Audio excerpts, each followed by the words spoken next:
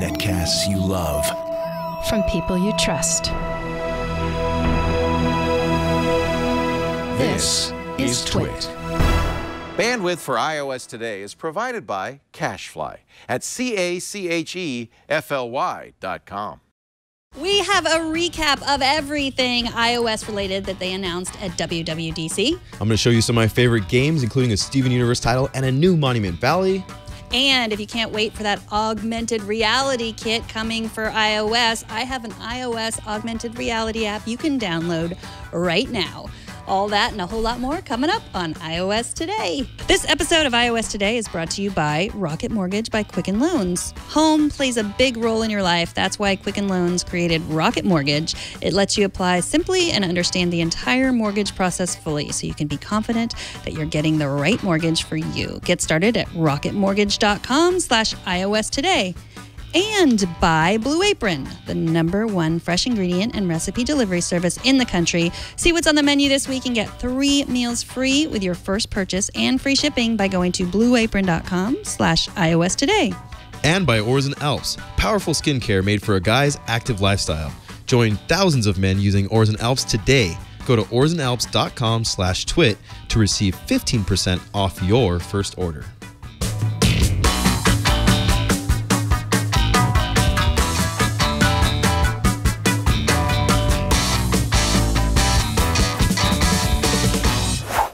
Hello, welcome to iOS Today. I am Megan Morrone. Leo Laporte is on vacation. Joining me today is Nate Olivarez-Giles. Yep, filling in. We did the WWDC keynote. We talked for just the right amount of time because we asked people to email us and tell us that we talked just the right amount of time. Yeah, we want to offer that play-by-play, that analysis, that color commentary, but we also don't want to steal the show from Tim Cook and company. So we got some tweets saying that we nailed it. Mm-hmm. But because we asked for tweets to say that we nailed it. Yeah. But tell us what you really thought, if you want or not. You know. No, we want honest feedback, but you can download that at twit.tv when it's up. But today we're going to talk about iOS stuff, Apple Watch, iPhone, iPad, and usually when Leo's on vacation, I have to call in an expert from outside of the studio, but Nate has all the things. All the things. That's me. The in-studio expert-ish. Mm-hmm. And you have the big iPad Pro. Already we have people in the chat room asking what that is. That's yeah, this is the 12.9. This is the first generation. Here are some of my notes from the WWDC keynote. Really exciting stuff. Yeah, I gotta say, I really love this original big iPad Pro, and I was excited to see some of those updates today, including the 10.5-inch screen size for in basically what is the same 9.7-inch size body, right? So a bigger screen for essentially the same size, smaller iPad Pro. I kind of wanted to see an iPad Pro Mini. They didn't announce that. There's been no rumors of that. I think I might just be the only person on the universe who wants something that's more of a Moleskine notebook-sized iPad Pro. But interesting stuff from WWDC.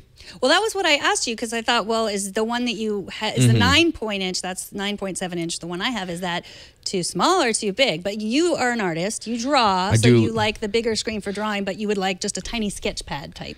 Yeah, I guess you just can't make me happy here.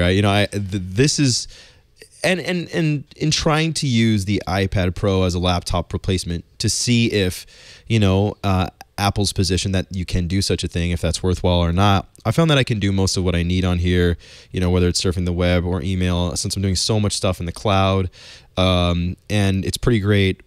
But yeah, I do love, when I'm sitting on my couch at the end of a day, reading an ebook, or maybe I'm watching a basketball game and using Twitter or whatever. A lot of times it's an iPad Mini that I have gone for, because it's such a nice small size. It's kind of great for planes. It's a little bit clumsier on that in-flight tray. Then that's kind of why I was hoping for something in the mini category. But I think it's actually smart. More of the demand really is going to be with this 10.5 inch size inside of the 9.7 inch body again, and giving you a little bit more bang for your buck there. Well, I have the 7 Plus, and it's really just, it's, if you look at my screen now, Yeah. it's kind of an iPad mini. What more do you want? Well, and that's a good point. That's a good point. Although, interestingly enough, with iOS 11, they're going to be introducing a lot of features that bring the iPhone and the iPad further apart, right? A lot of times, just to what you're saying, why do I need an iPad mini if I got an iPhone Plus? Big screen, it's basically almost there. And now, for the larger screens on the Pros, you're going to have true multitasking, more features for Pencil, a file finder app, all sorts of great stuff that was announced at WWDC to look forward if you're actually trying to use this as a laptop replacement. Now, we can't say if those features live up to their hype and actually will allow you to leave your laptop at home. But if they deliver on their promise, that could be pretty great. Also, the problem that you would have with the iPhone Plus, you can't draw on it with the Apple Pencil, right? It doesn't exactly. That would be nice to have. That would be nice to have. Yeah. So let's start with the Apple Watch. That was what they started with after they gave their stats of how many apps are in the App Store, and they played this terrifying post-apocalyptic. That video at the beginning. It's like, where are you going with this? So one guy was setting up in a server room, undoes a plug so he can put in like his little electric waterfall or whatever, robotic waterfall, and then all of the apps go down. Everyone loses their apps. And they showed all these Apple devices that were automatically shutting down. Now, of course, Tim Cook said it's a good thing that it isn't reality, but it was a terrifying reality for a minute. And cars were wrecking into each other. Everything, it was basically a post-apocalyptic world. Right. So after they said keep making apps, the world depends on it. Post-apocalyptic. Yes. I'm trying to make up an app pun. I know how to say apocalypse. I like apocalyptic. It doesn't. Yeah, I think I said it wrong, but I like what you said. All right. So then they started talking about the Apple Watch. There are some improvements to the fitness features. They started with that, which I think is why a lot of people buy it. The health and fitness, like whether you're an active person running marathons or whether you're just someone that needs to get a reminder to stand up off of the couch once or twice a day. They had some new features there that were interesting. What's always interesting to me is being able to track other workouts besides running, walking, and biking. And so they did have some of that. They had the high intensity interval training, the HIIT, which I like to do that, and they somehow are going to track that. Yeah, that'll be interesting. In the past, I've really liked Runkeeper as an app because I would do interval training during runs, and it would literally tell me in my headphones, all right, now is when you should be sprinting. Now you should cool off for 30 seconds, and kind of telling you how to actually do your intervals, right? A little coach in your ear. Not a lot of other apps offer something like that. And I was kind of hoping that they would say, hey, maybe Siri will be speaking in your ear. They didn't mention that, but they did say that they will have this high intensity interval training. We'll have to see how it works. I'd really like to try that out. But it seems like it's not only a trendy thing, but it's a really great way to build up endurance if you're going on, whether you're doing your first 5K from your couch, or whether you're doing that full marathon or that triathlon or whatever it might be. Yeah, and they had, of course, you can track swimming too. If you have the Apple Watch 2, don't try to swim with the first Apple Watch, but the Apple Watch 2. So it is able to tell, like you say, if you're in a lap pool or an open water swim. But now it has some improvements. If you're resting, that it knows that you've finished a lap. If you rest between laps, it'll recognize that and then count that for you, which seems super helpful. Yeah, exactly. One of the most interesting things for the Apple Watch to me was that now the NFC sensor in the watch will be compatible with other fitness equipment that you'd find in a gym that, if your gym has up-to-date stuff, newer stuff. And they had big names there, Lifetime Fitness and all these different brands. So, you're running on a treadmill and maybe it's getting the elevation data that your watch isn't getting. Now, it'll feed that data to your watch and into the health apps or whatever. So you're going to see this with treadmills, and you're going to see like Stairmasters, and I feel like this is the kind of thing that's like kind of built for like the Soul Cycles of the world or whatever, right? You're going to have that latest up-to-date machine, and this really hits on, again, that kind of fitness focus. And I feel like for a lot of people, the reason why folks are keeping an Apple Watch on their wrist, if you're one of those sorts of people like we are, it's probably fitness, and then maybe just keeping track of like what you have to do next. I know I live and die by my calendar, and having my calendar entry right there is kind of always key. So these seem like really smart moves, but not necessarily pushing the Apple Watch into new ground either. Yeah, I don't think so. Well, the new ground was the integration with Apple Music. There's better integration now. So especially if you have ear pods, it's great for exercising. You can just turn on your exercise playlist. You didn't have playlists Not before. Yeah. So that'll be great. I mean, everyone, I don't know. If I can't run more than half a mile without music. Well, I'm hoping that, music just kind of helps you keep your pace, gives you a little bit of boost of energy, keeps you motivated. I'm wondering, though, I'm hoping that those playlists, and, you know, I wasn't quite clear in watching the keynote, I'm hoping that those playlists aren't dependent on the AirPods, that it's something that'll work if you have other wireless headphones. Like I have the Beats workout ones, and I'm hoping it works with that still, but, you know, we'll see. Have to try that out too. I hope so too, because they had a woman that was mid-stride run with her AirPod, and I really would, I feel like I'm going to write Apple and ask them, can I actually see that woman running with her AirPods? You said you ran around the room with them. I've you know, and back when I worked at the Wall Street Journal, we had them, and I was running through the office, and then I've run with them, you know, through my apartment just to see if they'd fall out, and they don't fall out. For me, now it really depends on your ear shape, and Apple says that they've made it for like the broadest swath possible of the population, but they're not cheap, and I like them, so I don't want to lose them. And you know, the Beats workout headphones that I have, they're made of this kind of nice rubber that doesn't feel gross after you get sweaty with them, you know? And so I've never taken my AirPods on a fully fledged run. But I guess you know, we should just buck up and just say, okay, for the sake of science and for the sake of journalism, let's do it. You should do it. I've done it, and you can take a look at my AirPods. They fall out all over the place. I actually documented my run, and I took a picture every time they fell off, and they've got all these dents in them. So, I mean, and I've tried various rubber casings you can put over them to stick them in your ear. I have weird ears. I mean, that's what Apple wants me to believe. It's not them, it's me. It's my fault. But I can't even walk the dog without them falling. Oh, wow. Like slowly walk the dog without them falling out. Ooh, no good. So I listen to them at my desk, and that's pretty much it. And that's not great then either, because you don't know. You sit next to me, you don't know you're talking to me, and I'm just like, because my hair covers them, you have no idea. True. Actually, it can be good sometimes. Sometimes he goes on a little bit too long, and it's good to have AirPods. What else? Just kidding. It's a great accessory if you have me in your life. Yes, exactly. Yeah. So yeah, that was all the Apple Watch stuff, right? Yeah. And then they named macOS, right, which isn't iOS, but macOS has a new name.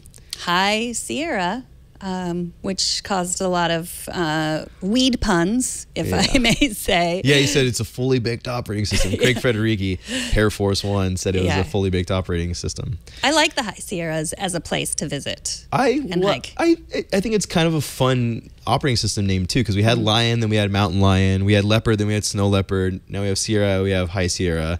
I guess if you're a Mac fan, it's a little bit of a nerdy, you know, nod to past tradition or whatever. But really, it seems like this operating system was kind of focused on refining what Sierra already is, and not necessarily giving it like a full, you know, makeover or anything like that. So the name telegraphs that we're just gonna, don't see any like, you know, groundbreaking stuff here, but you're just gonna see a better version of what you already got. And we talked about that at the end of the keynote. If you want to see just a quick roundup of everything they talked about Mac OS related, you can check that out. And Jason and I will probably talk again about it on Tech News today. Yeah. But iOS 11. Yes. Was introduced.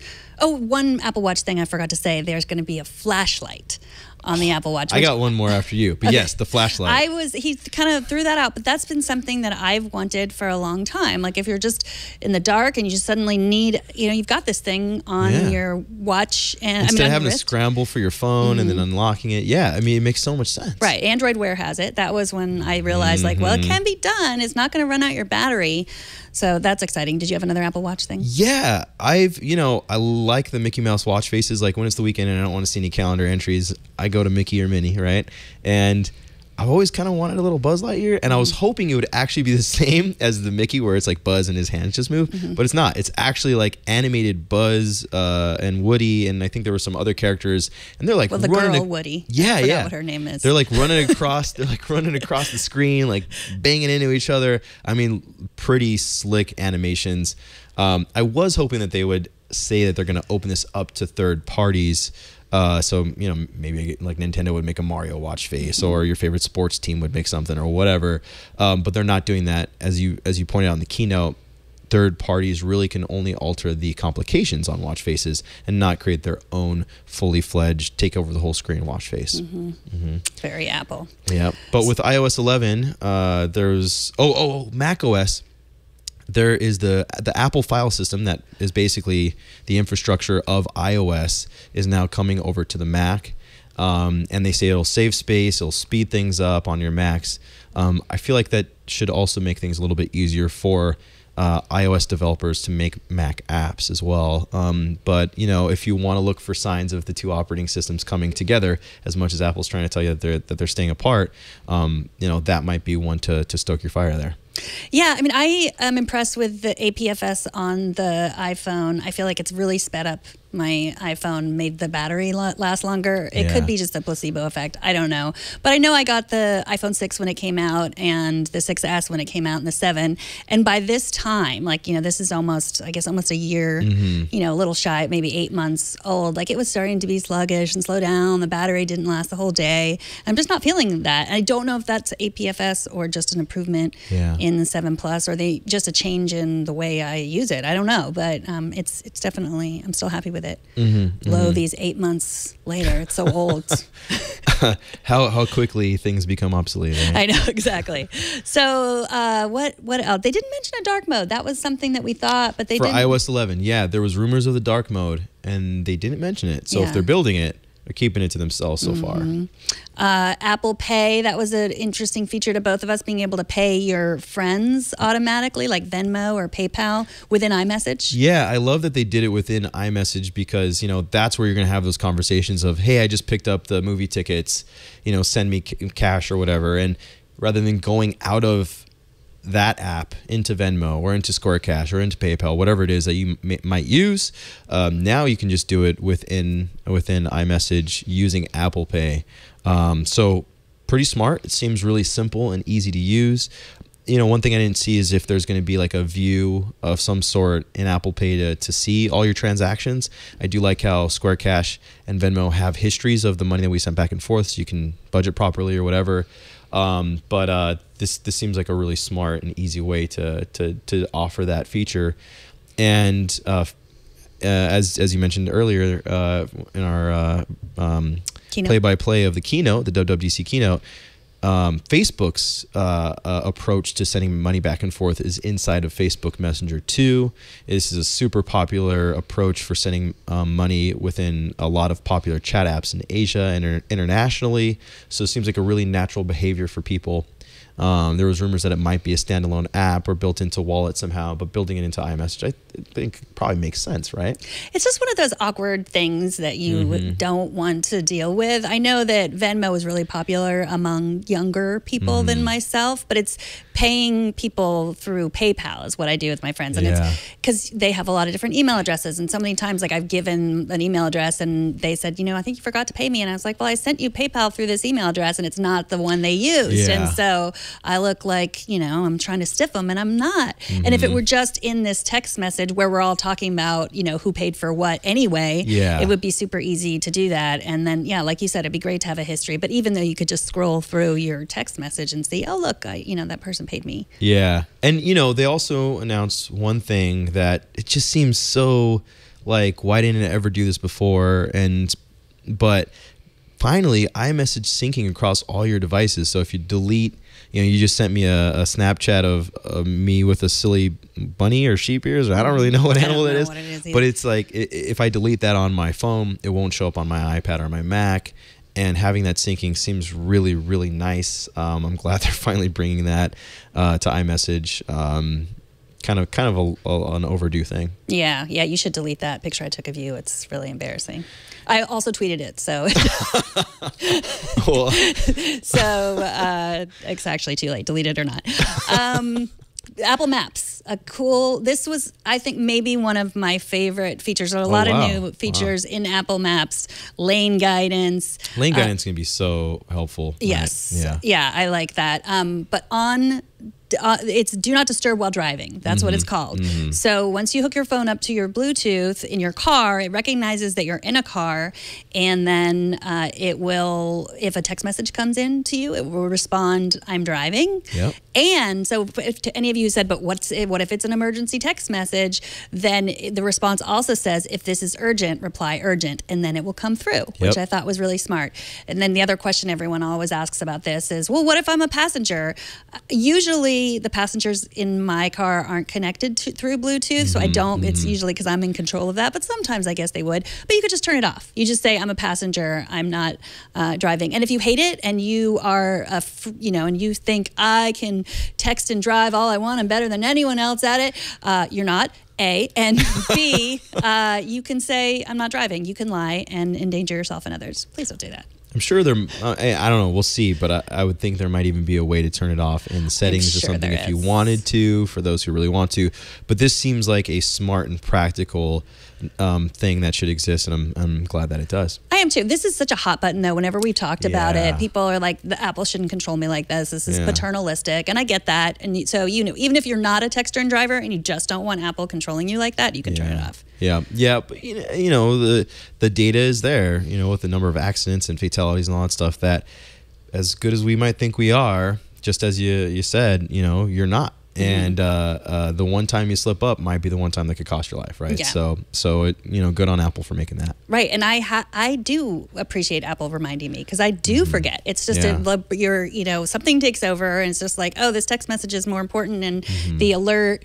And you brought up, you wonder what it's going to do with the Apple Watch. Like, it's certainly less dangerous to do that, but still dangerous. Yeah, I mean, so I always connect my phone to my car via Bluetooth. I'm driving, and I'll just be listening to music, and I don't have Android Auto or CarPlay in my car.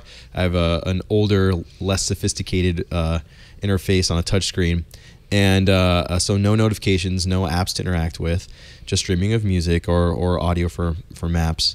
And but I have my Apple Watch on, and sometimes I'll be driving and I'll feel it vibrating, and I try hard not to look at it, because as you mentioned, it's a lot easier to do it, but still very unsafe. But there's kind of always that want. It's like, oh, what am I missing out on? And I kind of would just rather not know and have it just kept away until it's time. And hopefully this will remove some of that, what am I missing out on? Itchiness. Right, exactly. There were some Siri announcements. Siri has a new voice. She's a bit more expressive. Yeah, sounds less robotic, a little smoother, a little bit more human-ish, which is interesting in both male and female voices. They did also, and it's important to keep in mind, part of what these developer keynotes are some chest thumping for the respective companies, so they're going to brag a little bit as well. And they mentioned that Siri is available in more countries and languages than anyone else. I think dozens of countries and hundreds of languages or whatever. But it did sound like a genuinely better Siri voice in what they showed on stage. And that's interesting, but there's also a little bit more contextual awareness, I guess, with Siri. So it sounds like Siri should be getting smarter somewhat, and more control over third-party apps, voice controls, things like this, which will be super necessary if the HomePod, which we'll talk about later, their answer to Amazon Echo and Google Home speakers, is going to be a competent competitor. So yeah, a smarter and smoother sounding Siri. And also in watchOS, there's the new Siri watch interface, which will deliver prompts and alerts and information contextually based on kind of what time of day it is, where you're at, what you're doing, these sorts of things. Now, these are, of course, bragging points for the Google Assistant and Amazon's, if you have an Echo, now would be the time to mute your speaker, Alexa, and you can unmute it now. And then, but having that context is important, right? Because that's what makes the Assistant actually helpful. But Apple said that all of that kind of computing is really being done end-to-end encrypted if it is being sent to their cloud, remote servers, but most of it's being handled on device. So privacy being a focus here for Siri, as always. Yeah, there's also always a funny thing going on in these keynotes today about things that Apple comes out with that they sort of say, like, isn't this amazing that we can do this? And everyone's like, Google's been doing that forever. But at the same time, they haven't been, if you're in the Apple ecosystem, it's okay to say, like, hey, I know Google's been doing this forever, and I don't have an Android phone. I have an iPhone, and I'm super excited. And one example was translations with Siri. Yeah. So with the Google Assistant, and I have been using the Google Assistant app on the iPhone a lot. Like if you say, like, how do you say, where's the police station in German, then it'll say it in German. Yeah. And before, Siri would just say, here's what I found on the web about how to find the police station in Germany. Yeah. And so now... Which is not what you need in an emergency. No. And so... now she or he will read it. Let's say it's an it. Will read it, say it out loud in German. So you can hear. German or Chinese or Spanish or Italian, all these different languages. That seems super, super helpful. And it's those sorts of things. And to be fair, there's not a single voice controlled assistant that I'm super, super happy with out there. I have complaints with all of them, but that's the sort of thing that all of these assistants need to have if they're going to be as indispensable to our daily lives as these companies want them to be, right? So it's something that they didn't have before, and it is something that Google offered, but again, they're actually doing that in a different way that treats data and privacy differently. I kind of wish Apple would explain that a little bit better, or even Google, because the way that they build these technologies are actually different on the back end. And especially treating your data differently. But that's not necessarily something that we get to see as consumers or as journalists on this side of things. And it's never quite demystified as much as I'd like. They also showed off iOS 11 for the iPad. A lot of cool new things there. Drag and drop. They said it was a drag fest. Dragging and dropping between apps. So like a URL from Safari, throwing that into a text message or a photo. Am I right? Did they only demo this with Apple apps, like Mail to Safari to iMessage, or did they not Gmail to Google Photos? No. No, but yeah. So if you use the Apple apps like Mail, then this would be great. But I would be surprised if they let you drag and drop something into Gmail. But I'm always willing to be surprised. But there was the dock. You could drag things into the dock. There was an app switcher. Just everything seemed easier than it is today. Because right now, if you're like swiping, it like you can show what my screen now. It's in some random order. I can't drag them onto the screen now. That's what you'll be able to do in the future. It's not in a random order. It's when you used it last, and then it becomes alphabetical or something like that. Yeah, alphabetical. There's all my A's, but it's not that useful, really. I mean, all I can do is tap, but now you can, you'll be able to drag it. And then you're kind of constricted to that one space, and being able to move that other smaller app anywhere you want. That looks really useful. See, I'm just one tap away from buying that iPad Pro. So yeah, new iPad Pros as well. I don't know if we said this, or no, are these the new ones? No, yeah, the 10.5 inch. And those are for pre-order today and shipping next week, I think. Yeah, I would buy one, but I don't have another at $650 laying around. But you should buy one. I should buy one? Well, that's interesting. I'm super happy with this 12.9 inch iPad Pro, and better performance. I guess, a better display that'll be able to, play back HDR content, a brighter display, more accurate, things like that. That all sounds pretty great, right? And a nice and welcome spec bump and performance bump for the iPad Pro. But everything in iOS 11 is coming to this, right? So including the Apple Pencil being compatible with a lot more apps, and then even a markup app for Apple Pencil. So if you take a screenshot or if you're doing something on the web, you can kind of mark things up, point it out, which is a feature that the Microsoft has had on the Surface devices with their Styli for quite a while. But yeah, I mean, am I going to upgrade or not? It's a tough question. I'm going to have to think about that a little bit more. Yeah, I don't think you need to. You hold out for that iPad Pro Mini. that'll never show up. Yeah. There's some other really interesting things that they had: handwriting recognition, searchable notes. So you could write by hand if you can still search through Spotlight. Yes, if you still know how to write by hand with an Apple Pencil. Those of us who still have some handwriting knowledge left, you can write by hand, and then it's searchable. And the demo worked perfectly. Again, in reality, we'll see. Yeah, that was cool. There's also a flickable keyboard. So the on-screen keyboard, if you want to go to like numbers or symbols or whatever, you used to have to like actually switch the entire keyboard. Now you can just kind of like flick down on the key, and then whatever's on the the alternate, the number or the symbol or whatever, or the Enye or whatever will show up. So that actually looks like a time saver. Yeah, that does too. That was the other thing they showed off. The 10.5 is the size of a normal size keyboard. Yeah. And on screen. For both on screen and the cover, right? That's a normal size keyboard. So I didn't really know what they meant. This is the first iPad that would have a normal size keyboard. So like this will be a normal size keyboard for like a 15-inch laptop per se. Now for the 10.5, it looked like that'll be a normal size keyboard for like your regular MacBook or your MacBook Air or whatever. So a little bit more compact. The keys will be a little closer together, and you won't have this border here on the sides. Yeah. So everything they announced made me think I want to try to use this device as a laptop again. The file system, that's something that's been missing. Oh, yeah. The Files app will not only show you the files on your device, show you the files in iCloud, but also Box, Dropbox, Microsoft OneDrive, lots of other cloud options. So that was pretty neat too, because a lot of folks like us have files all over the cloud. I do. In multiple different clouds. So that was nice to kind of bring that all together in one place. Absolutely. AirPlay 2, that led into the final announcement. I think we've covered everything iPad before we get into HomePod. Did we get ProMotion, improved Apple Pencil, latency, True Tone display on the iPads? And double the refresh rate on iPad displays for the Pro models. So right now these are 60 hertz, so they're refreshing 60 times a second. And I gotta say, these look really smooth to me. But they say that the 120 hertz will basically, what that will look like for you is when you're scrolling through with your finger or watching whatever it is that you're checking out, it'll look smoother and that will result in better latency for the pencil. I use the pencil a lot, and I don't feel like it's slow or ever kind of behind me.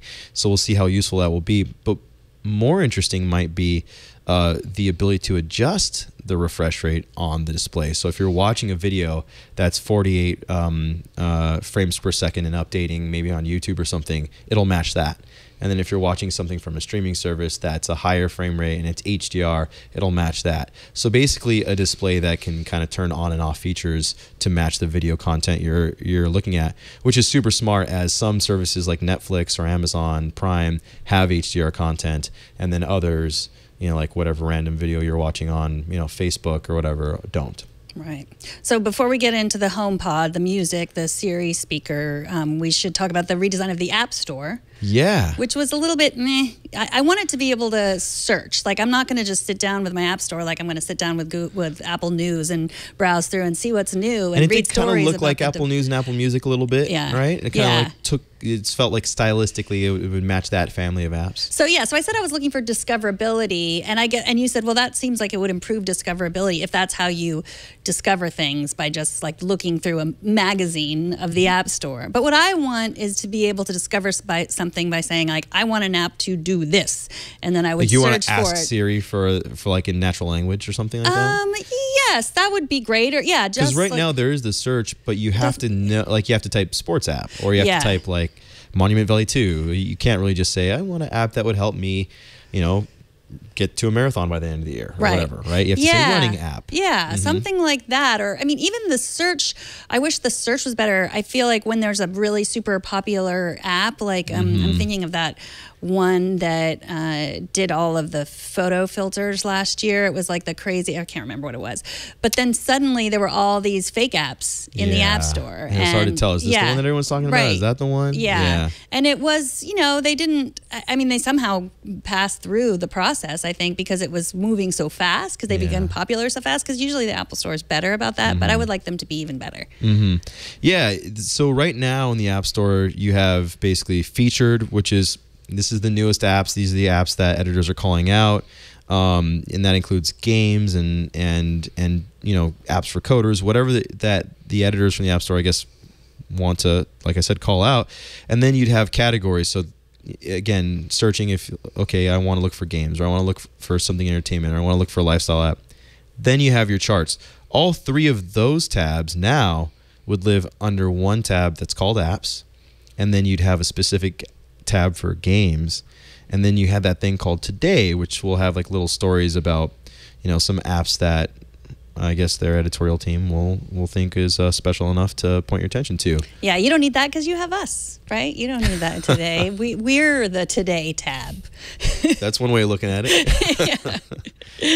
All right, I think, are we ready? Is that all the iOS things? I think iOS 11? so. I'm sure we missed something, but let's talk about the HomePod. That's the Siri speaker. It looks like a marshmallow. If you get it in space gray, it's a space gray marshmallow. It looks like a marshmallow to you. For me, maybe because I grew up in Phoenix, it kind of has like a cactus shape, like a barrel cactus shape, obviously without the prickly points. See if we can find it. But it's covered in this fabric, so they have it in space gray, and then they have it in white. And it does kind of have that barrel cactus shape to it for me a little bit. It's about 7 inches tall. So it's maybe about as tall as an Amazon Echo, but it is a lot wider, and they have 7 tweeters in it. One of my biggest complaints with the Google Home or the Amazon Echo, and especially the Echo Dot, is they all sound terrible. And I'd love to have voice-controlled speakers that sounded good. This, your speakers sound bad because they're small, and speakers need to move air to create sound, and that's how it works. It's physics. So this is a bigger speaker. I hope that it sounds great, but it sounds like they have some features that Phil Schiller was talking about on stage during the keynote that will kind of understand how big your room is, and then use basically some sort of tech to essentially mimic surround sound and kind of room filling sound. Sonos does have a feature like that where you actually walk around with your iPhone and it gauges how big the room is, and it can get better over time. I wonder if it'll be using something similar to gauge how big your room is. But they have a 6 microphone array in here as well, and they showed off the ability to kind of stereo pair, set up 2 speakers in one room, but they didn't say whether or not this has multi-room play. So let's say I have one of these in my bedroom, I have 2 in my living room, and I have 1 in my kitchen. Then I can, can I say something like, "Hey Siri, play," and now my phone just went off. Play Milt Jackson in all of my rooms. And then it'll start playing some jazz music in all my rooms. That's the sort of feature that right now you can do with a Sonos speaker. You can't do it with voice control. You can do that with the Echo speakers. I'd like to know whether or not you can do that with this. You can't do that with the Echo speakers. Oh, you can't? No. Oh, okay. No. They are all on their own. They're all on their own. Unless if you stood in the middle of your house and you shouted the name, even then it's like they're slightly off. Yeah. And so it does, however, use its mics to understand which one is closest to you and then respond for that. Right. From that. Now it does do that. Yeah. I hope this does that as well. Yeah. Google Home does something similar. But these sorts of features are kind of expected for these home speakers. Now, granted, not a lot of people have voice-controlled speakers in their home, even though Amazon has sold millions of them, we believe, because they haven't ever released their numbers for sales. But it's just still kind of a smaller niche thing, although it's very popular and the use case is obvious. You're cooking, chopping, got, flour on your hands, whatever in the kitchen. You want to be able to say it and speak to it. You're waking up in the morning. You want to say, "Hey, turn off the alarm," whatever it might be. So it seems like here's an opportunity for Apple, even though they're not the first with this sort of device. Here's an opportunity for them to get ahead if it's useful enough, but it has to have the feature parity, basically. I think. Well, they were really pushing the music. They were really pushing the speakers and how great they are, because they know they're not the first. Yeah, they are the last. And they're pretty lucky that the other speakers sound so bad. Like, if you really enjoy music, and I really do, music's a big part of my life. It's very important to me. I love it, and I listen to music every day to start my day off. It makes me happy, and like I said during the keynote, a lot of the reason why I've unplugged other voice controlled speakers, not necessarily because the utility isn't there, but because they sound so bad. Yeah, I am not a fidelity snob at all. I'm the opposite of it. So I listen to music on my Echo Dot, which you're specifically, like even Amazon says, pair this with your... Yeah, that is such a... It's better than listening to music on your phone, though. Did you listen to music on your phone before? You just set your phone on the table and then I listen will to it sometimes listen. But, I also listen to podcasts and news and, so... I don't know. But then when I do want to listen to music, all my playlists are in Apple Music. And so very easily I can just say, use her name and say pair Bluetooth, and she pairs, and then, I can play. Like, that is not that hard to do. So I don't know, but I think it is hard for some people. And so, and I have some smart devices in my house too, and they're automatically once you hook them up, they all go to your home folder on iOS, and they're all there for you. And you can, in HomeKit, you can turn off your lights, unlock your door, all those things. Yeah. And you can do that with the Amazon Echo as well, but you have to set it up separately. Yeah, a lot tougher to set up than HomeKit is.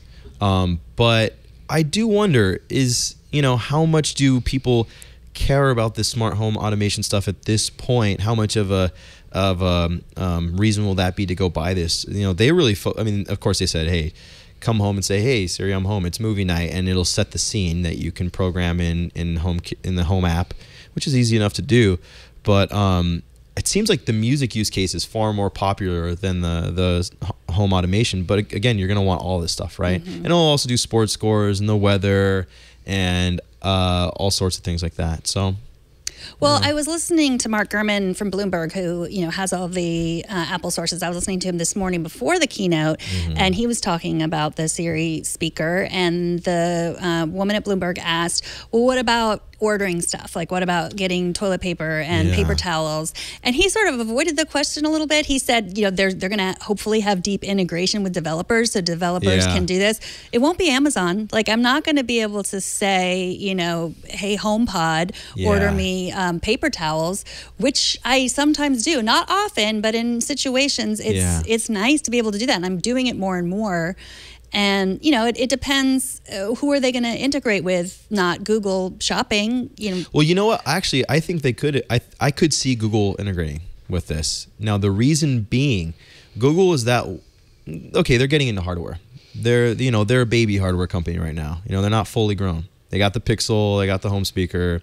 Every once in a while they might make a Chromebook and then kill it off after a couple years. But their business isn't hardware, right? Apple's business is to sell you hardware kind of first and foremost. Google's really more of an ad-driven company. Amazon's business is to sell you stuff from their storefront, right? And all of their hardware kind of enables you to buy more things from them. The reason I think Google might do this, and I'm curious about Amazon, we'll see, time will tell, but Google will make their apps for any device. Google will make their apps available on anybody. Now, Apple didn't mention whether or not the HomePod would work with Spotify. They didn't mention all these things. Clearly, Apple Pay and iMessage is only going to work from iPhone to iPhone or from Apple device to Apple device, because we don't see Apple Pay on Android. The one place where Apple really has brought their stuff that I can think of right now, cross-platform, is Apple Music, right? Now, it's interesting to me. I could totally see Google someday integrating their maps or their calendar or Gmail with the HomePod speaker. And if Apple has the right third-party tools, I could see Google tapping into that. Amazon's a little different. I feel like it would make sense if, and I guess it might depend on how many they sell of these things, right? But if everyone, not everyone, but if the majority of folks have HomePod in their home instead of an Echo, what does Amazon care if you're buying your toilet paper from an Apple speaker or right? But it depends on what their ambition is. If they want to match Apple in terms of hardware prominence, then that could be a deciding factor to keep that away, because so many people go to Amazon storefront versus Google Shopping or versus whatever, right? Yeah, that will be interesting, because I think from what I understand about Amazon is they don't really make money off of the paper towels or the toilet paper or that stuff. It's Prime subscriptions and cloud and all that. So, yeah, I guess we'll see. I mean, maybe Apple would have Walmart or Jet, the same, Walmart now owns Jet, something like that. I mean, but that is why they announced this speaker now, which didn't really happen with Amazon. I think they announced it and then it was like 3 months later it came out, but it didn't give time for developers really to have a lot of skills already. Yeah. So I think now they're just saying like, hey, developers, here's this thing, develop for it, as long as you're willing to also live inside our walled garden. And so, yeah, we'll see. Yeah, I'm still trying to figure out what kind of company Amazon is and whether or not they'll care how much on how you access their stuff. It does seem as though, in a very small and slight way, but an important one nonetheless, for especially if you love watching video streaming online and all that stuff, that their relationship with Apple is improving somewhat. So for years, you haven't been able to buy an Apple TV set-top box through Amazon's website, and for years, you haven't been able to get Amazon Prime Video on the Apple TV set-top box. Now it's different. They said that Tim Cook said on stage at the WWDC keynote that Amazon Prime Video streaming is coming to the Apple TV, and they didn't mention it during the keynote, but it's been widely reported that the Apple TV will be sold on Amazon's website. But again, these companies are competing, 1 minute, and then somewhat friendly when it makes sense for them to be. So maybe there's a small glimmer of hope for being able to order your paper towels from a HomePod someday. And maybe that's not something that we actually need. Like maybe I've been convinced that I need it because I can do it, because I have a device that can do it. Like, but really, how far is the grocery store? I pass it every day. Yeah. I just think, oh, I have this device where I can order toilet paper. Yeah. I should use it. I've become more and more of an Amazon shopper, over the last few years. I sit next to you. I see the piles of boxes. You see the boxes that come in, and I buy all sorts of stuff, whether it's, granola bars or paper towels or water bottle sponges. Yeah, I did buy, and Megan made fun of me for this, bought a little water bottle brush that you stick into the water bottle and you can turn around from Amazon.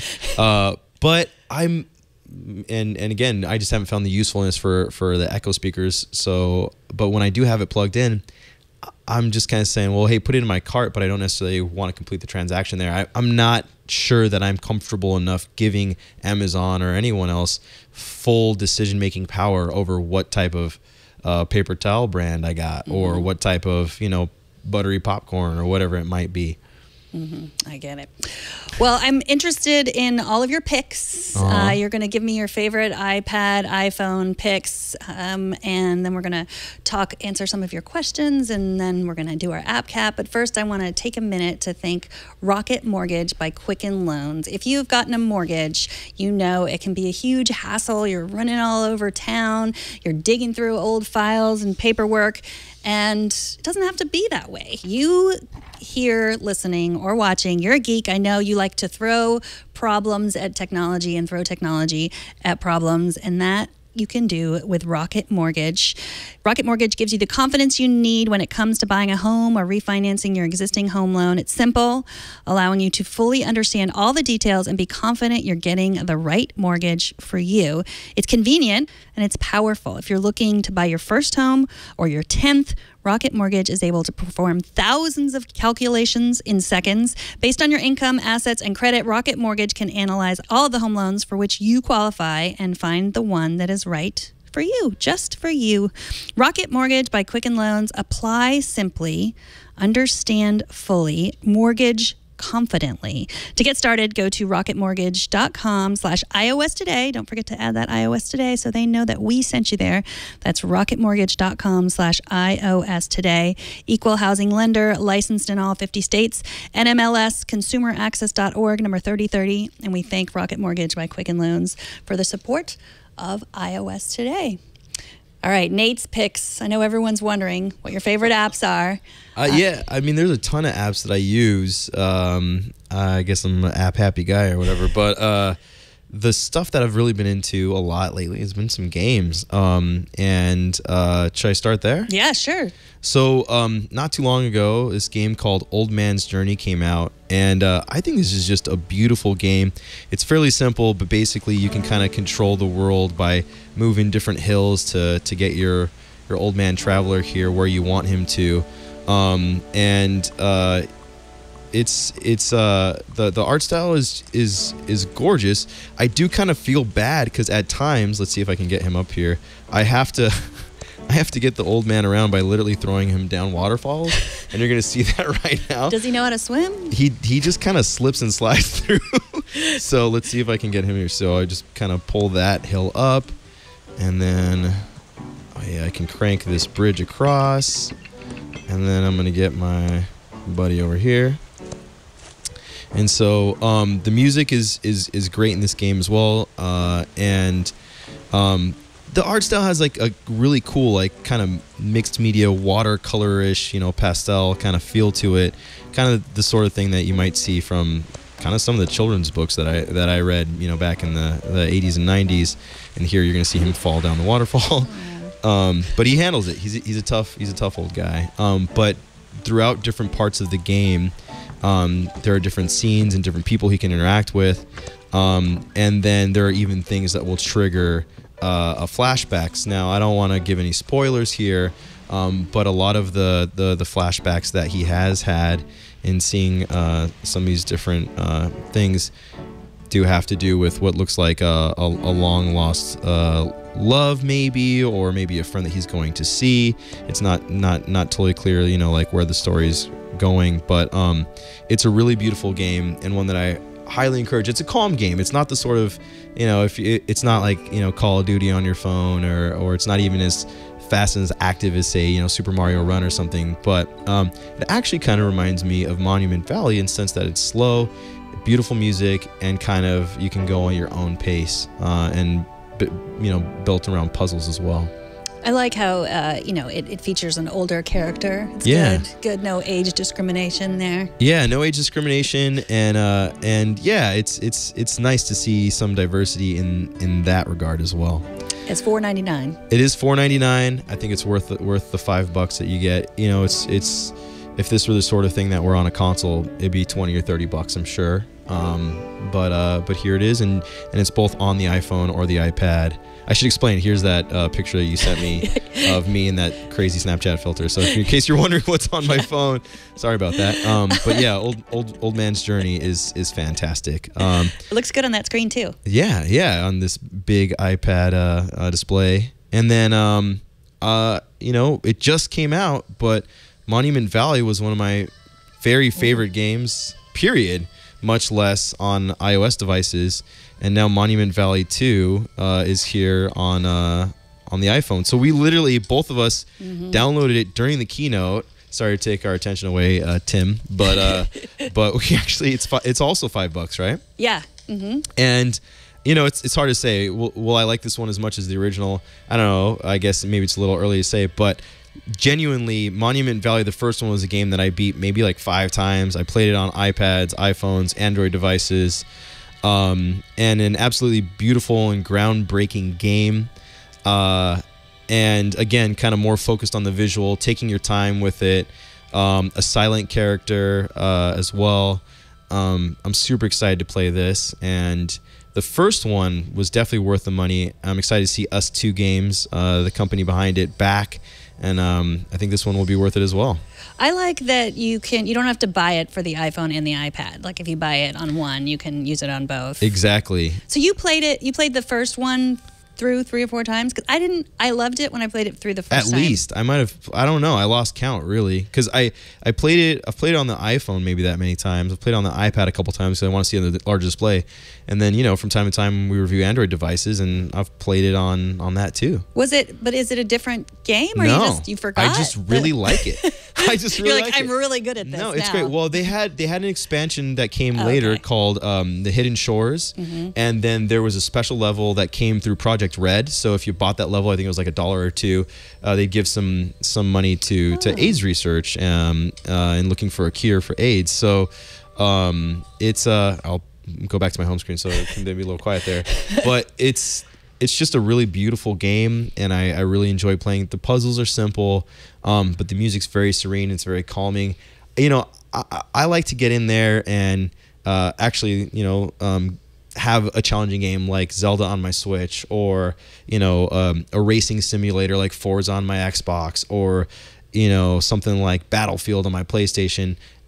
But those are high intensity games, and it's nice every once in a while to have something that's a little different, a little bit more calming. So if you think of like the difference between going and seeing an action blockbuster like the Fast and the Furious in theaters versus seeing like Moonlight. Yeah, you know, different tone, different mood, different experience. And to me, games are just as exciting as important of an art form as films or books or anything else. And so Monument Valley was just one I went to again and again because it was just such a beautiful, albeit brief experience. So, you know, for me, Monument Valley 2's got a lot to live up to, but the expansions were really great for the first title, and I'm super stoked to play Monument Valley 2.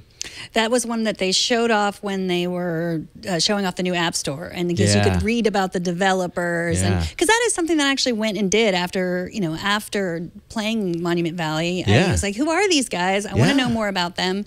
So in that sense, I could understand. I wouldn't say that it gives the App Store better discoverability in terms of apps, but in terms of saying like, why would I want to pay for $4.99? And then you think, okay, look, these are artists, and here's what they've done in the past, and they're definitely worth my $5. Yeah, I haven't read that story. We don't have the new App Store. I think that's coming out with iOS 11. I'm not sure, which is this fall. But Us2 is a fascinating company. They make a lot of the stuff that you see with Google's VR. They're doing like the visual design for a lot of that. They're making apps for big companies, I think like Ford and others. But then they also have worked on like this open source project to help people who can't see like get around in public spaces across different apps and all sorts of things like that. They're a mixture of artists and folks who are making corporate marketing stuff, but also social good type things too. So a super fascinating company. Us2 is really, really interesting. But definitely for most people, what you know them for is Monument Valley. Yeah. So I guess I'll name one more game and then I'll save Detour for the app cap.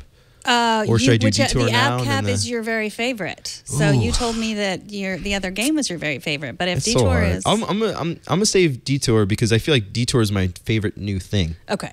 And one of my favorite games, this is a favorite too, is Steven Universe Attack the Light.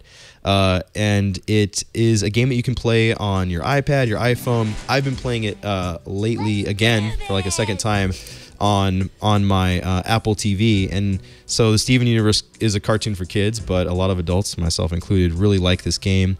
And basically you have these different characters here. This is Steven. And it's an RPG. You just kind of like move through the different levels here. And then when you encounter bad guys, it's a turn-based RPG. So you can go into battle, and then you just select which character you want to choose first.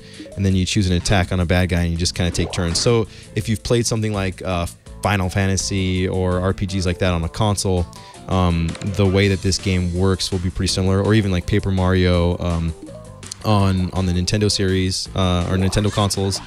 Now, one of the reasons why I'm calling this one out, it's been out for a while, is a sequel to this is actually coming, and it will be available for consoles. So you'll be able to play it on your PlayStations, or I think the Nintendo Switch as well.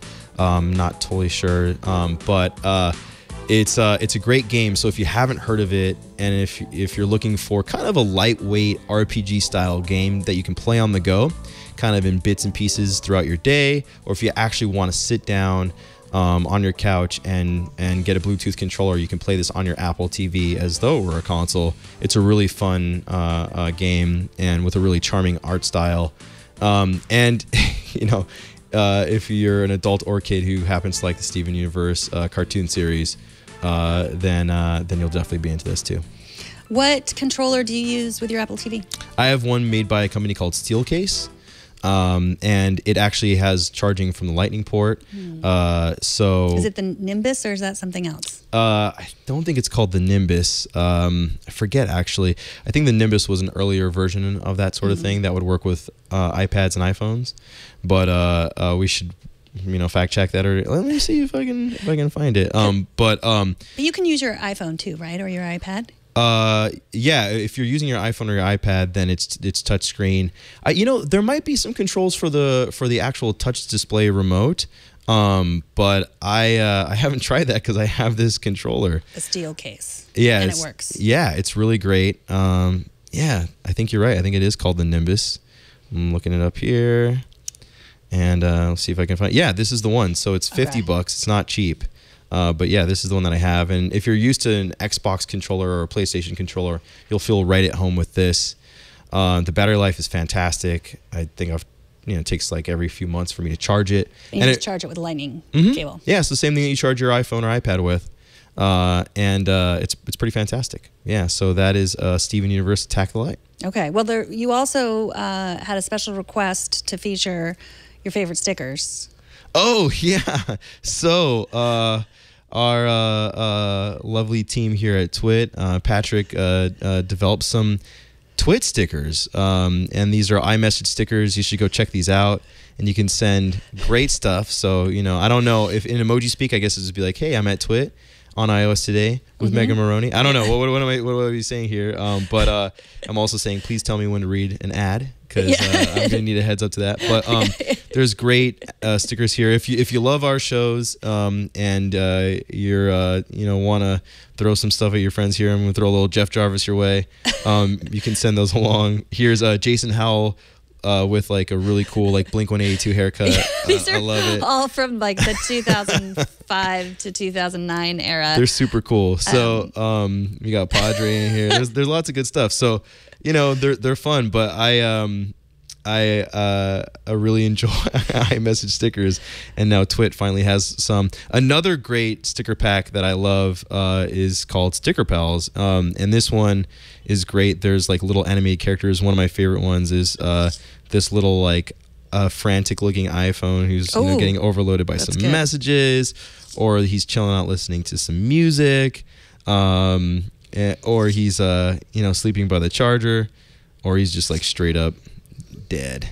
But there's like a little rock character here. There's a cute little cat. Really great animations. But yeah, the Twit stickers, go check those out, or Sticker Pals. I'm a big fan of that as well. We should. We'd also be remiss if we didn't show those Pupmoji. Oh gosh, yeah, Pupmoji. So those you drew. Yeah, back during my time at the Wall Street Journal, I did the illustrations here, and this is an illustrated version of Joanna Stern's dog. Joanna Stern was one of my colleagues. She's a columnist there writing great tech reviews. So we had her dog with a MacBook Pro, her dog with a poop emoji next to it. This is my favorite, I think. It sort of dates it a little bit, because I don't know if anyone has the Snapchat spectacles. But so it's her dog with Snapchat spectacles. You're quite an artist. Yeah, and I drew all these on the iPad Pro with the Apple Pencil. But yeah, that was a fun little project. It's super easy to make iMessage stickers. There are really great templates to do so, and in Xcode. And there you go. So yeah. So that one's called Pupmoji, if you want to find that in the sticker store as well. And how hard is it to get your stickers into the App Store? It's not too tough. I mean, we did it really, really quickly. I think we had a response within about a day. And with this one, actually, I originally drew like a little Apple logo on the back, and they kicked it back to us, and they said, you can't draw your Apple logo on your stuff. So that's interesting. So don't draw Apple logos on your stickers. Yeah.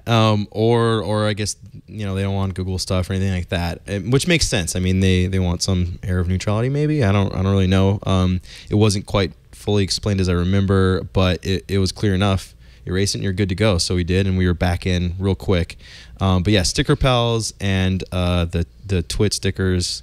And hey, yeah, Pupmoji's great too. Well, that was the other thing they said in the keynote today. They said stickers were going to be more discoverable. And I know some people in our chat room were like, is that really worth our time? Like more discoverable stickers? But I have heard from developers who are frustrated at the way there's no point in making them because people can't find them. And so a lot of times people use stickers to advertise their app. And I'm not talking about like Pepsi or whatever. I'm talking about like independent developers who are trying to find a way to get it knowledge, it's like, I like stickers. You don't have to like them, but the iMessage apps in general are pretty great. I mean, let's say that you are a Square Cash loyalist, and even though Apple Pay person to person is coming, you don't want to give up on Square Cash, fine. Square Cash has an iMessage app. So whether it's a sticker or whether it's, getting movie tickets on Fandango or checking your notes in Evernote to share that with a friend for that recipe you want to give them, or looking up a song in Shazam, there's so many different options. Those all have iMessage apps. So the utility there is whether I'm sending you a Pupmoji sticker or money through Square Cash, I don't have to leave our conversation and that app to do what I want to do. So I find it to be like a quicker, easier way to get a lot of stuff done. But you're right. I mean, the question of discoverability is a never-ending one, especially when there are millions and millions of apps in all of these app stores, whether it's Google Play or Apple's App Store. Either way, it seems like Apple's kind of listening a little bit and trying to do something about these the discoverability questions. But I think those will be there, as long as there are app stores. I think people will be asking about, how do I find an app, right?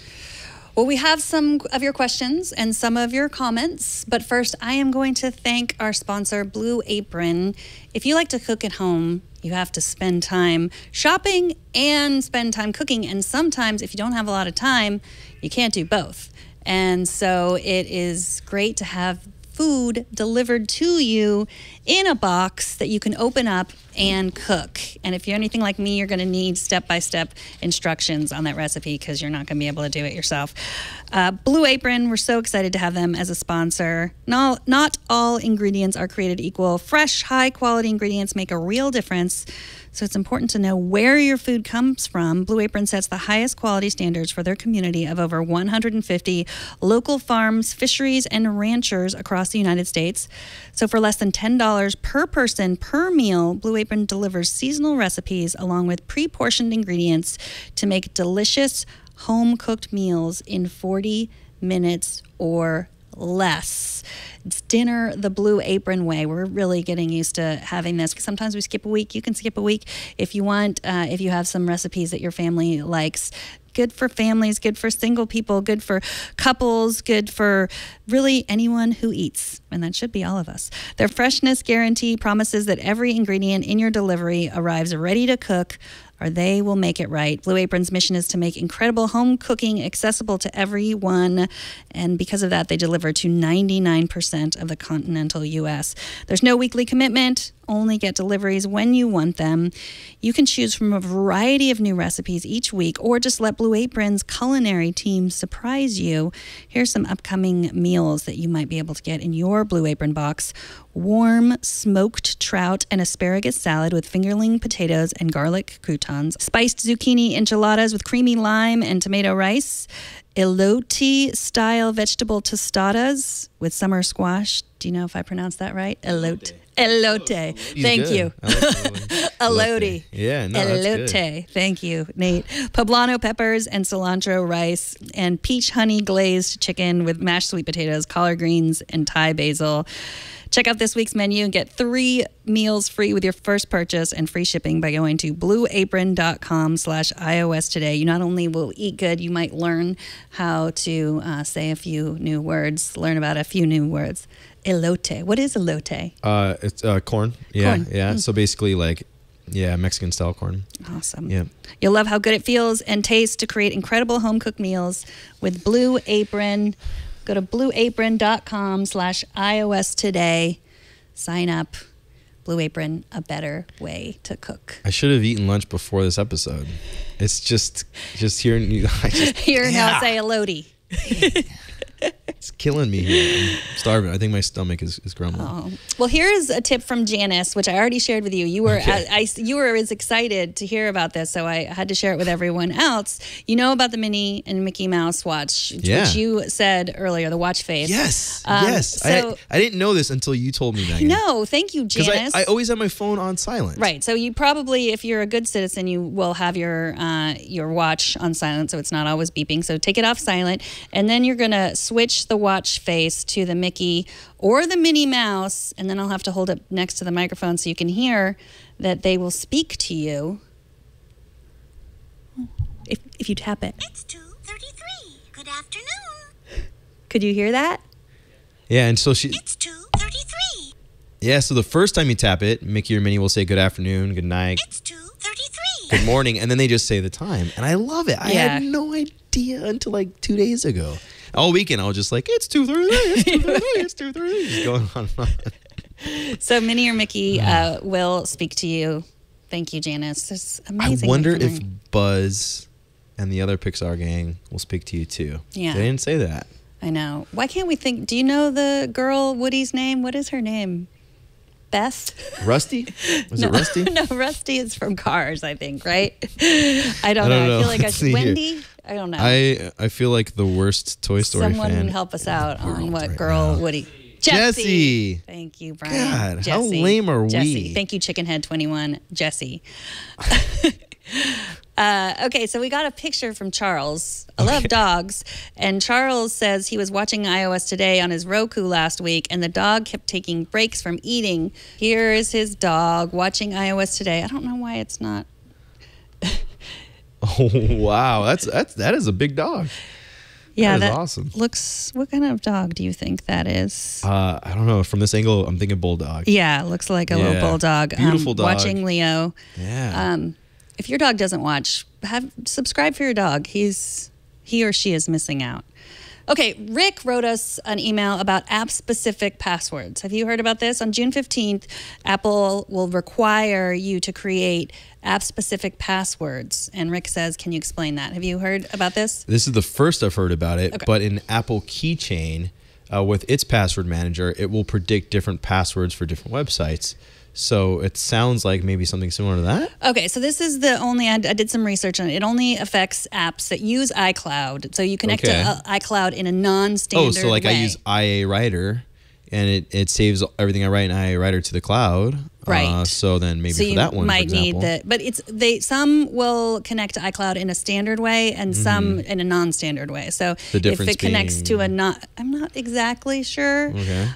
Through the web API. So they used examples like Outlook and Thunderbird browser. So those will need app-specific passwords, but it's not going to be for every app. It's also for apps that don't support two-factor authentication. Oh, this seems like a way to, the reason why you'd want two-factor authentication is someone gets your password. They don't get into all your stuff. So if you have a different password for all these different apps, same thing. If someone gets one password, they won't get into all your stuff. Maybe it's a way to... Sort of, I think, because it's Yeah. hard. It's not easy to use a password manager in your apps. It's not easy at all. So basically, what they don't want is you giving your iCloud password to a third-party app. They're trying to avoid that. Which makes sense. It's this being the first I've heard of it. I guess we'll have to try it in practice and see if it's useful. But it sounds like a good idea. In fact, for a while, I've wanted the password manager that I have in like say Safari or something to work in apps, because I'm letting Apple create the password for say my Xfinity login or whatever, and then I go to the app and I'm like, I don't actually know my password, because it was just whatever randomly generated thing that the iCloud keychain created, and now iCloud keychain doesn't work in said app. So if this solves that problem, I'd be thrilled. Yeah. So after June 15th, it's not just June 15th, it's June 15th. And forever after that, you're going to need app-specific passwords. And it's not something you have to like remember and put on your calendar or anything. It's going to warn you and say, so you go to appleid.apple.com and then enter in your password and log in. And I did it just to test it out, but I'm pretty sure it shows all of my personal information when I do it. So I'm not going to do it for you right now. But then you go to app-specific passwords under security and then Interesting. click generate password. How did I miss that? Are you in there, appleid.apple.com? No, I don't want to okay. show everybody my You stuff don't? too. I'm not Okay. doing this either. Don't show anyone Some your things business. I'm gonna keep personal. Apple support, we'll link to that in the show notes, has a whole description for this. But I hope that we helped you a little bit, Rick, in understanding that. But I think it might be something that, when I read a lot about it, or a lot of people are just like, that's going to drive everyone crazy. But Yeah. I don't know that it will. I think it's a very narrow window of apps that you're going to need to do it for. But we'll see. Outlook is, a lot of people use Outlook. Do a lot of people use Outlook through their iPad? I don't know. Why do people use Outlook? For work, right? Yeah. People do. I've used Outlook because I had to in the past. Not a fan. What about on the iOS app? Have you used that? I like that. Oh, the Outlook iOS app is probably the best version of Yeah. it. But yeah, I have I feel like Gmail and the built-in mail apps don't have these problems, but sometimes I'll go to Outlook and it like will show me the notification, then you tap on it, and then for some reason it doesn't update. I've been having that problem in AirMail lately too. I'm not exactly sure what the bug is there, but I've seen this on a couple different third-party mail apps. Haven't seen it on Gmail, haven't seen it on the built-in mail app, but I got some frustrations. But I guess that would be a whole other episode. Your frustrations. We'll start with why there's not My a mail app frustrations. iPad Mini Pro. The perfect and mail app I have yet to find. Have you tried Newton? No. You should try Newton. That's the one that I've been using lately. Okay. It is not free, but it's good? It's good for, you like to do the inbox zero, right? Yeah. Like you can snooze. Oh, yeah. It gives you, here, why don't I I just hate the recommend it notification again? bubble. If I see like 8, and you'll never see me in double digits. So yeah, I like it. I'm trying to make sure there's nothing personal stuff. here. Let's go to Whoa. A lot going on. all right, here's See, those woes and us got me concerned. I don't think I'll reveal anything with my bullet journal email here. So So it gives a lot of features for snoozing. So nice. Later, afternoon, tomorrow, day after Saturday. I like that. That is really great. I have not seen that. And that's cool.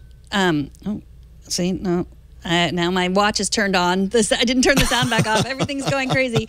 Also, you don't use your Amazon Echo, but if you had one, you can ask Newton to read your email. So all I have to do is say, hey, beep, beep, and ask Newton if I have email, and then my Amazon Echo will read my email, and I can snooze it from there, which I really like. Interesting. I gotta turn my sound off. See if my Apple Watch. All right. Did you? What did you hit? Oh, that's if you lose your phone or your watch. I don't know what's going. I think I'm getting a lot of emails and I need to turn them off. Thank goodness. I should just. Here's another tip that you gave me, because I was saying when I took a day off last week, I wanted to go through my notifications and turn them off, so I wasn't getting like Apple notifications, watch notifications while I was like swimming in the pool, which I didn't turn them off. But you said you just turn it on Do Not Disturb. Exactly. Yeah, and they didn't show up then, which is a really quick and easy way to do it. But yeah, one of the first things I do with an Apple Watch, or I tell anybody to, is go and turn all the notifications off, and then just decide what do I absolutely want on my wrist, right? Because what you want on your phone is different than what you're going to want on your wrist. I'm wearing this thing, except for when I'm sleeping or showering, basically. So it's got to be pretty important. For me, there's a threshold, and it's pretty high. So no Twitter here, no ESPN, whatever. That sort of stuff. But yeah, it's going to the Do Not Disturb is a really easy way to silence that for a while. Yeah, that's good. And you said this earlier before, but you change your watch face when you're going on vacation, so you don't get all of the like activity warnings and all that stuff. So I'm normally on this modular watch face, and then I'll just like swipe over to Mickey or Minnie, or there's the one with just the activity rings, and then time. So I kind of switch it up, because Monday, on work days, I want to know, okay, what do I got to be at what time? And although sometimes I'm late, I hate being late, and sometimes you're late. Definitely like to, if it's a free day, it's a clear day, and I can go with the flow. Get my calendar out of my face. That's smart. That's kind of how I roll. That is very smart. Nina writes, I can't stop watching iOS today. Nima. And she sent a picture also. And you can see in the top right corner, she's at 1% battery level. That's pretty, that is some dedication. Nima is ride or die. Yeah, wow. Exactly. I mean, that's what you do with your 1%. I am impressed. What a big compliment. I know, to I take it as a compliment. And to iOS today. Yes. Wow. And then we have one more email from Kevin, who says, where is my Google Keep app on my Apple Watch? I wondered the same thing. There isn't one. So all iPhone apps don't have Apple Watch apps, sadly, and there's not one for Google Keep. He also wanted to know, why is my Google Assistant on my iPhone not talking to my existing Google Keep? Mine does talk to my existing Google Keep, so I'm not sure. Maybe it's just you're logged into a different Google account. I'm not sure. Like maybe you downloaded assistant and logged into a different email address. I gave up on Keep a while ago. I should revisit it and try it out. Well, I don't think it, at this point, I don't know what it does that Notes doesn't do. So. Notes and reminders have gotten really great. And yeah, you know, I'm kind of pretty happy with them. They used to not be so hot. Yeah, and I'm excited if I do end up getting the Air Home. What's it called? Pod Home? HomePod? HomePod. If I do eventually become a HomePod owner, that I would be excited about, just saying, hey, remind me to do this. Yeah. And, you know, which I mean, actually, why would I need that? Because I can just do this. And my watch, unlike you, I wear my watch all the time except sleeping. So that includes showering, because sometimes you need to get an alert about nothing in the shower. Actually, you don't need that at all. But I get it. Yeah. Well, you know, it's good to give yourself the options of getting those notifications if you want them. And since it's, you know, water resistant, you can do that. And speaking of keeping yourself clean, our sponsor. Yeah, let me tell you about Orez and Alps. They're one of the sponsors of today's episode, and I've been trying their stuff out. And I gotta say, I'm the kind of guy who's been washing my face with like the regular bar of soap that I use on the rest of my body for quite a while, so I'm sorry if that grosses anybody else at home. I told some people here in the office, and they're like, what is wrong with you? And then they gave me a box of this Orez and Alps stuff to try out because they're our sponsor, and I've been trying it, and I really like it. I like really genuinely like it. So I've never really put any hydrating lotion on my face, and now I'm giving this a shot, and it's kind of nice. It's a nice way to feel kind of fresh and, dare I say, soft. And it's like really smooth. So it is beard friendly. I don't have, you know, the lush, you know, most interesting man in the world kind of beard going, but I got a little beard going, and this is beard friendly. So with this one, you just kind of rub it on your face after a shower. And there is a really nice power cleansing face stick, which uses, I guess, a little bit of a charcoal style ingredient. And this, you just literally rub it on your face, kind of the same way that you would rub your stick of deodorant on your armpits. You just rub this on your face. And yeah, you know, blackheads, whiteheads, those sorts of things. It's really great. Now, this was actually kind of built with an active guy in mind. And you know, I do my runs and play some basketball and pick up soccer games and things like that. Get a little sweaty out there outdoors, going on a long hike, whatever it might be. And this stuff is fantastic. And they also have a deodorant, which is great. And a lot of their products use this alpine caribou moss. It is a deodorant and not an antiperspirant, so you're still going to sweat. But it'll keep you smelling great, which is nice. Personally, I like to sweat. I'm not really into the antiperspirants. They usually contain aluminum. Don't want that stuff on my armpits. And so this is pretty great. They got a full suite of really useful things. And I'm becoming an Orez and Alps convert. I gotta say, it's powerful skincare made for a guy's dehydrated skin and active lifestyle. And it's all really, really great, great stuff. They have their 2-in-1 hydrating and anti-aging face and eye cream is non-greasy. It's fast absorbing. They're no nonsense natural deodorant. It's going to nourish your skin and absorb some of that odor too, as I mentioned. And everything's super portable and TSA approved, so you can take this through airport security if you need to as well. It's made with powerful and natural ingredients that offer intense hydration, and these products last up to 3 months, so they're going to be lasting as long as you need them to, really. Orez and Alps was actually developed by 2 women, Laura and Mia, for their husbands, and they partnered with leading chemists to create this Orez and Alps line to protect their husband's skin from extreme outdoor conditions that often resulted in dry, cracked skin. Laura and Mia also set out to solve a common problem: spilled product in gym bags. So they created the first solid face wash for men. These products are all perfect take on the go kind of thing, whether you want to throw them in your gym bag, your work bag, your travel, you know, whatever makes you happy for your next adventure. And their name was actually inspired by their husband's favorite outdoor activities: Orez as in rowing, Alps as in skiing, and it's really kind of pretty genius stuff. Your skincare should keep up with your on-the-go lifestyle, and Orez and Alps is definitely doing that for me. And I gotta say, it's kind of timely. You know, Father's Day is coming up. We have a lot of graduation season happening here. So these are great gifts for Father's Day and for recent grads. I don't know if my dad and brother are going to be watching, but I'm going to be throwing some of this stuff their way as well. Orez and Alps is offering the Twit audience a fresh start to your day. You can join the thousands of guys, myself included, and Jason Howell. He's been testing it out. He was telling me about it before I gave it a shot myself. Using Orez and Alps, you can visit orezandalps.com/twit to receive 15% off your first order. Great discount. That's OREZANDALPS.com/twit, TWIT. And we thank Orez and Alps for their support. All right, this is the time where we wear hats. This is the time where we wear hats because we are talking about our favorite apps. This is the app cap, right? Yes, this is our app cap. And I'm ready to go fishing.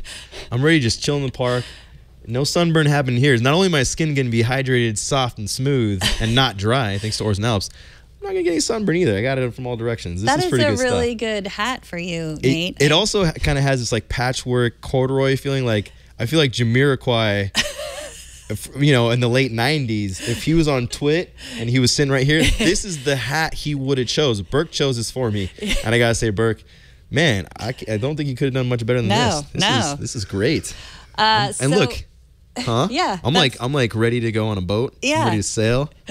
I'm ready for adventure. I'm kind of really enjoying this. I know my hat pales in comparison. I don't know. I'm ready for nothing. Yours actually looks like really appropriate for you. It's like the hat you would genuinely wear. It's like really nice and good for your face. All right, so now we're going to talk about our favorite apps because app cap. I'm going to start Blipbar. Have you heard of Blipbar? No, Blipbar. I've never heard of it, but I love the name. Perhaps it's Blipbar. Blipbar. And you're a car guy, so you will appreciate this. And I teased it earlier about the WWDC. They talked about AR and the AR kit. This is AR, sort of. Okay. You aim your camera at something, and then it will show you what it is. So, like, if I'm going to aim my camera...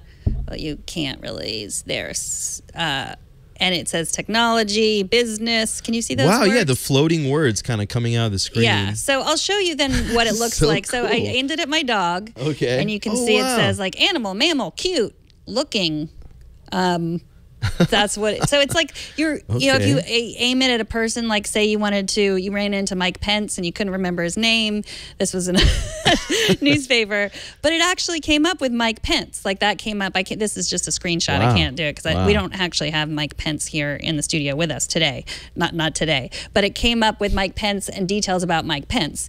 And you could aim it at a car, and it would come up. Tell you what kind of car it is. Yeah. So let me see if it. Still brings up. So I aimed it at my cars, and you drive a Toyota Prius. Yeah, and a Sienna, and this is not what my car looks like in the inside, but like say you were driving, you were walking around and you saw a car and you're like, that's an awesome car, and then it would know what car it is, and then you can look around the car. I like that. This one's way cleaner than my Sienna. I like that a lot. Yeah, so if you've ever, you probably know what the car is when you see a car, but you might not. I pride myself in recognizing some cars, but yeah, every once in a while you get stumped out there.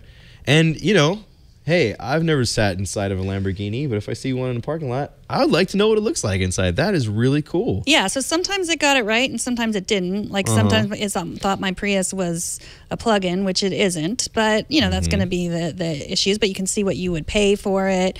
Oh, great. Look at that. Yeah, so Blipar. I'll try it here and see, again, so, whether it's information on people or a car or a thing, it gives you pretty great kind of text-ish results. Let's see what it thinks you are. Does it think I'm like 7 years old, or that I'm like Gilligan healthcare, okay. Festival, musician, actor, profession, medicine, people. It did not know it's a little who confused. you are. Treadmill. I don't know why it thought that was a treadmill, but yeah, it definitely gets things wrong. Which is also part of the fun. Also. Coffee table, flooring chair. Cool. Yeah, so Blipbar, it is free. And you that's our dream, to be able to point our camera at things and figure out what it is. But I really do think that is many people's dream in AR, to be able to like walk up to someone and say, "Oh, I've met you 100 times and I don't remember your name," and then just go. Well, it's kind of the surreptitiously. it's kind of the promise of Google Glass was like, telling you when and where and those sorts of things. It's nice to have it in your phone instead of on your face, but I wonder someday, who knows? Yeah, but I mean, if you had it in your phone, people would totally know. Like if you had it in your watch, that way you'd just be like. You're just like, oh, hey, what's going on? Although a lot of people have their phone out all the time, I'm sure some people could get away with it. Yeah, true. But so Blip Bar, it also gives you an idea that a lot of this is going to be, Blip Bar is selling this to companies that want, to put advertising everywhere. Okay. So that is also what, that you would be able to. That makes sense. It would show you like a taco. And if you put it in a taco, it would show you a Taco Bell ad. Like even if it were just like a standard taco. So. Well.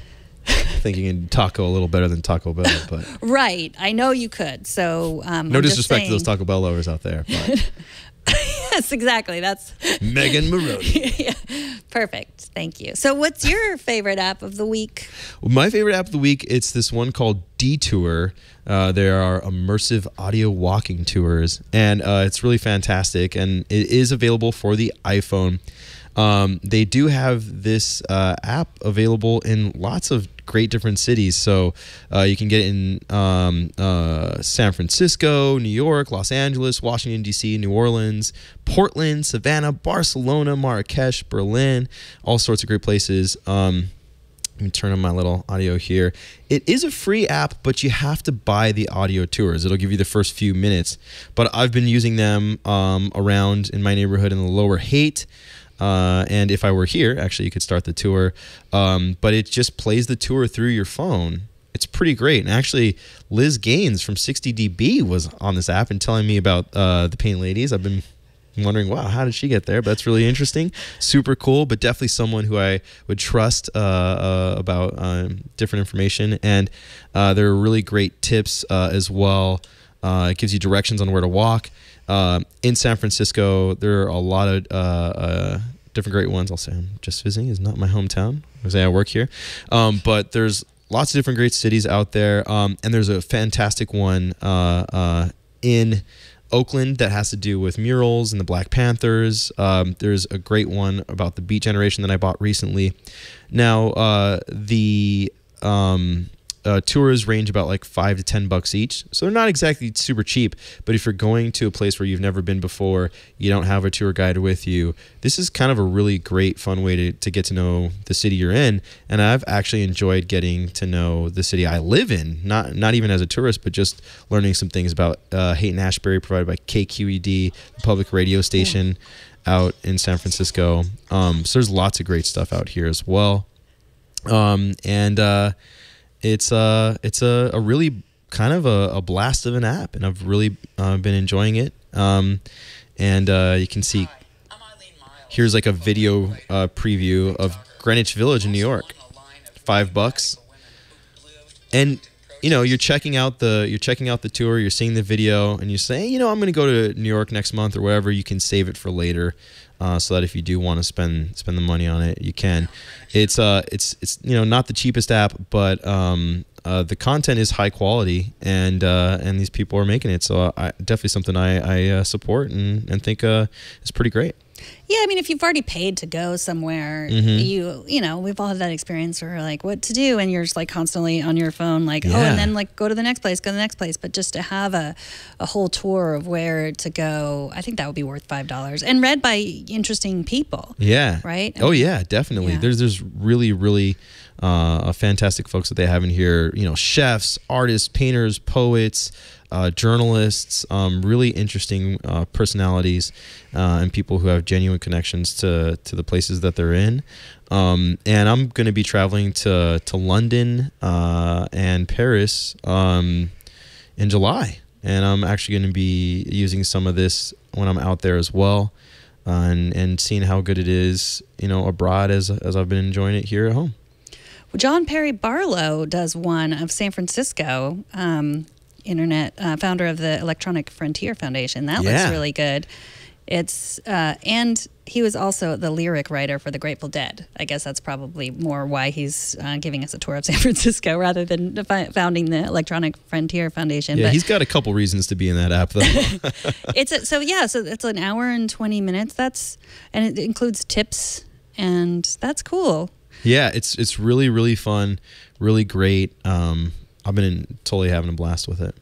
I'm excited about this. Thank you. I think you did your app cap proud. I think you really did your hat proud. Well, you didn't embarrass the hat. You know, I've you and Leo set the bar high. I want to come correct. I want to deliver something good, and I'm hoping that if folks do support this app, that they'll have more great tours and more great cities. But I think they're off to a fantastic start, and they've got a lot of the major U.S. cities and some great ones in Europe and Asia as well. And yeah, it's pretty cool. Well, Nate, you will hopefully come back next week. I hope I haven't scared you away. I'm going to think about it. We'll see. We're going to talk about I get to wear this hat again. Yeah. No, it's a different hat.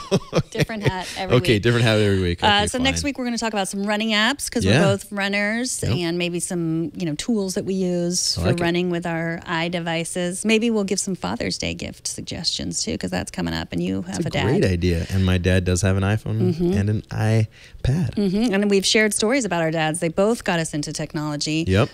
So we owe them at least some sort of crappy iPhone case. Something like that. Just kidding, Dad.